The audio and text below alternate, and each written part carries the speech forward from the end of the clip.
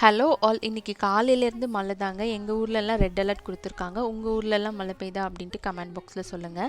இந்த கேண்டில் வந்து நான் மேக் பண்ணது என்னோட ஓல்டு vlog பார்த்தீங்க அப்படின்னா தெரியும். எப்போவுமே ரூமில் வந்து டெய்லி ஒரு 10 to 15 மினிட்ஸ் இந்த மாதிரி கேண்டில் வைப்பேன், நல்ல ஒரு ஃப்ராக்னன்ஸ்க்காக. காலையில் இந்த வெதருக்கு வந்து மம்மி சூப்பராக ஆப்பம் தேங்காய் பால் பண்ணியிருந்தாங்க.